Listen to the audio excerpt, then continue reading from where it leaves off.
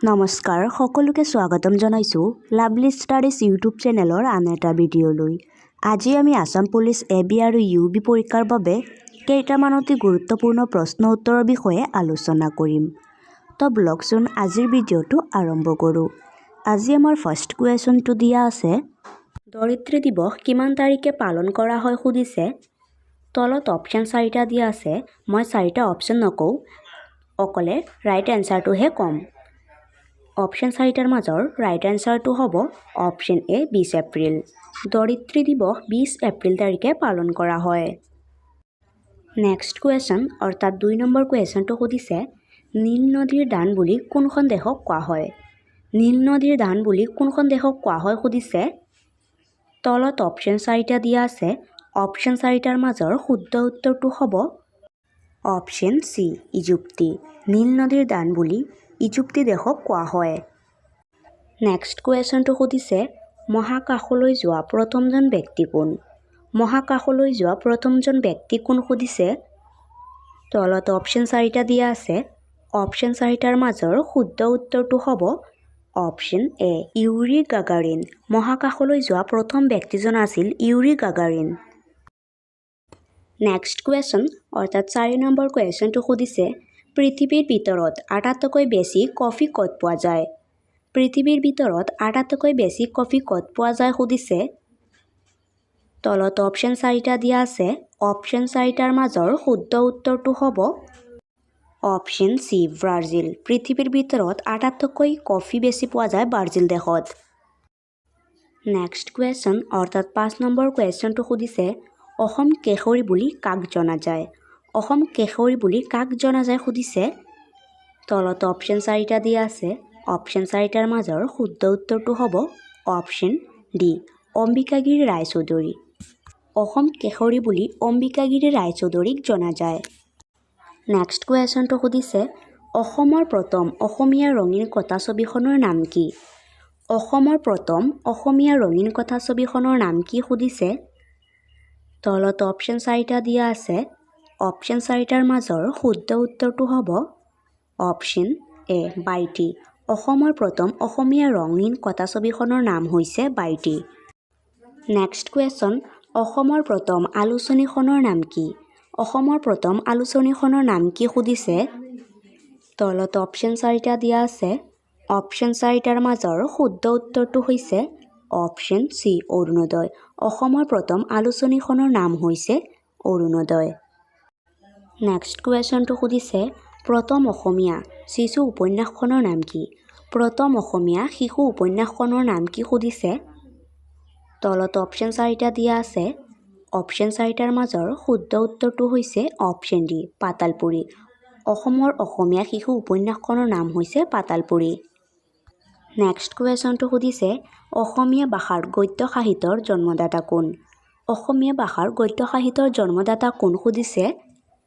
তলত অপশ্যন 4টা দিয়া আছে, অপশ্যন 4টাৰ মাজৰ শুদ্ধ উত্তৰটো হৈছে অপশ্যন বি বত্ৰদেৱ।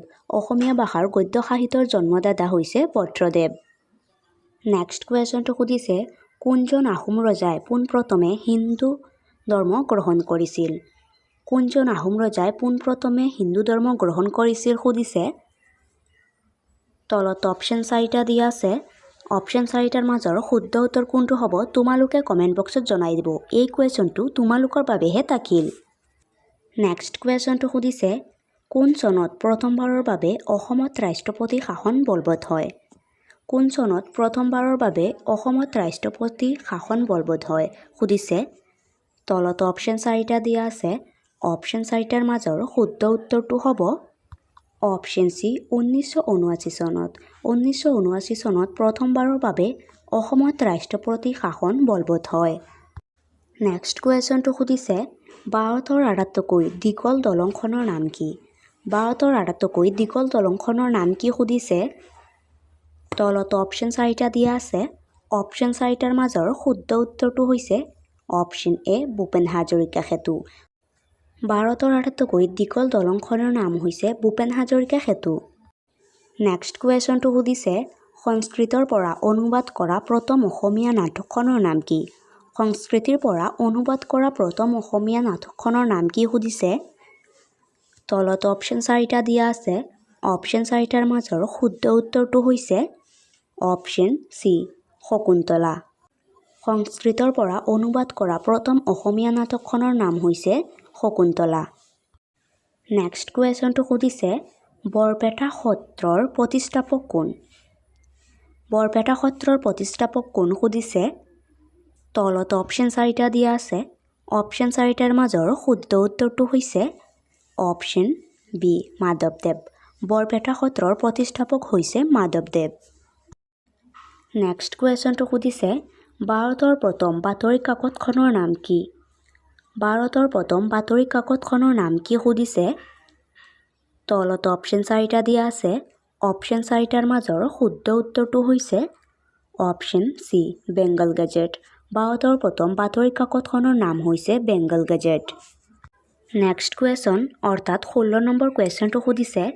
কোনখন ৰাজ্যক লেণ্ড অফ ডাউন বুলি জনা যায় কোনখন ৰাজ্যক লেণ্ড অফ ডাউন বুলি জনা যায় সুধিছে তলত অপশ্যন 4টা দিয়া আছে অপশ্যন 4টাৰ মাজৰ শুদ্ধ উত্তৰটো হৈছে অপশ্যন এ অৰুণাচল প্ৰদেশ ৰাজ্যক লেণ্ড অফ ডাউন বুলি জনা যায় নেক্সট কুৱেশ্যনটো সুধিছে প্ৰথম অসম উপত্যকা বঁটা বিজয়ীজনৰ নাম কি প্ৰথম অসম উপত্যকা বঁটা বিজয়ীজনৰ নাম কি সুধিছে তলত অপশ্যন 4টা দিয়া আছে অপশ্যন 4টাৰ মাজৰ শুদ্ধ উত্তৰটো হৈছে অপশ্যন চি ভৱেন্দ্ৰনাথ শইকীয়া প্ৰথম অসম উপত্যকা বঁটা বিজয়ীজনৰ নাম হৈছে ভৱেন্দ্ৰনাথ শইকীয়া নেক্সট কুৱেশ্যন অৰ্থাৎ 18 নম্বৰ কুৱেশ্যনটো সুধিছে ISRৰ মুখ্য কাৰ্যালয় ক'ত অৱস্থিত ISRৰ মুখ্য কাৰ্যালয় ক'ত অৱস্থিত সুধিছে তলত অপশ্যন 4টা দিয়া আছে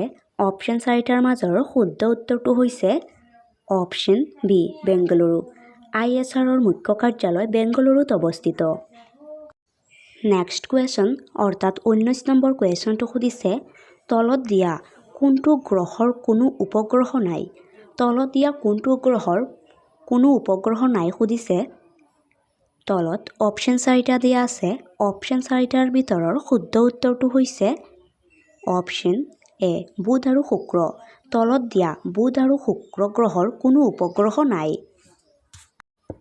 20 নম্বৰ কুৱেশ্যন অৰ্থাৎ লাষ্ট কুৱেশ্যনটো সুধিছে বিন বৰাগী কবিতা পুথিখনৰ নাম কি বিন বৰাগী কবিতা পুথিখনৰ নাম কি সুধিছে তলত অপশ্যন 4টা দিয়া আছে অপশ্যন 4টাৰ মাজৰ শুদ্ধ উত্তৰটো হৈছে অপশ্যন বি চন্দ্ৰকুমাৰ আগৰৱালা বিন বৰাগী কবিতা পুথিখনৰ ৰচক হৈছে চন্দ্ৰকুমাৰ আগৰৱালা